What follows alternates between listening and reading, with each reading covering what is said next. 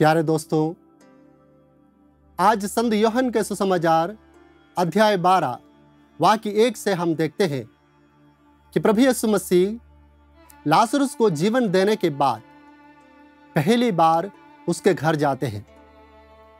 वहां हम देखते हैं कि प्रभु यीशु मसीह के लिए लाजरुस की बहनों ने एक भोज की तैयारी की। बहुत सारे लोग उनके साथ भोजन कर रहे थे। तब मरियम एक बहुमूल्य इत्र लेकर प्रभु के पास आती है, उसके चरणों पर इत्र लगाती है और अपने केशों से उसे पोंछती है। यह देखकर यूदस कहते हैं कि ऐसा क्यों करना है? आप तो फालतू में पैसा खर्च कर रही हो। ये इत्र बेचकर इसके पैसा गरीबों में क्यों नहीं बांटी गई?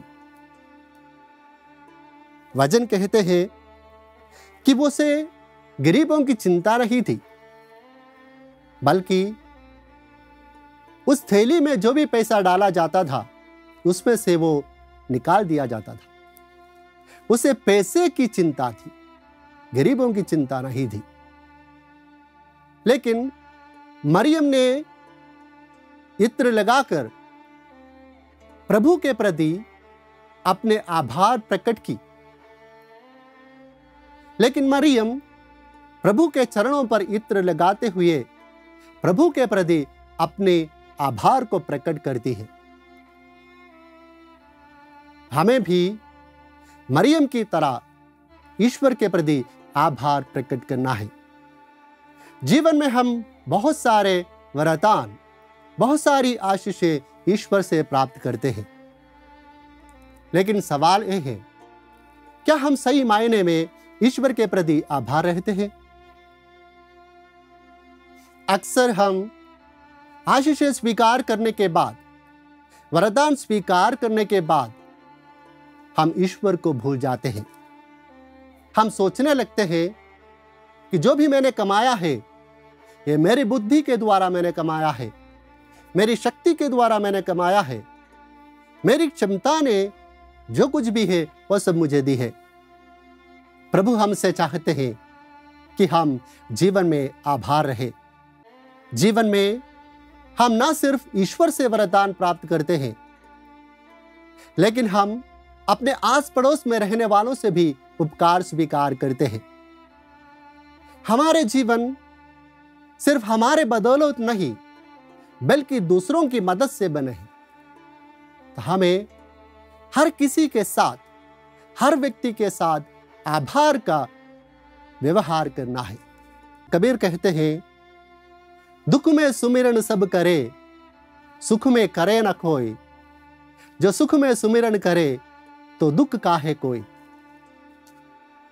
मतलब है कि जो दुख में ईश्वर को हर कोई याद करते हैं, हर कोई सुमिरन करते हैं, हर कोई याद करते हैं, लेकिन सुख में कोई नहीं करते।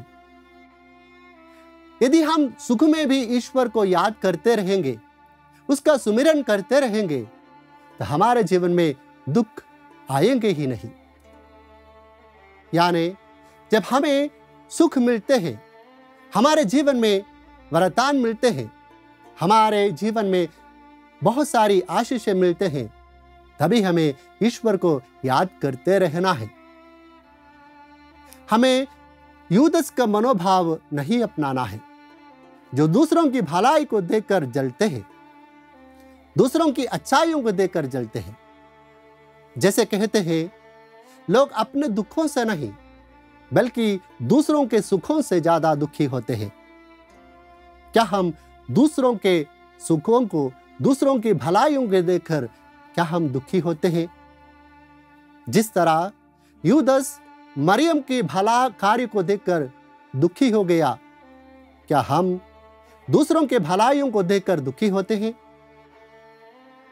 हमें यूदस का मनोभाव नहीं, बल्कि मरियम का मनोभाव अपनाना है। हर समय, हर संभव, हर पल हमारे जीवन में हमें आभार प्रकट करते रहना है। जो भी हमारे जीवन में भलाइयां होती रहती हैं, दूसरों से प्राप्त सभी अनुग्रहों के लिए हम उनके प्रति भी आभार हैं। प्रभु यीशु मसीह हम सभी को आशीष दे। आमीन।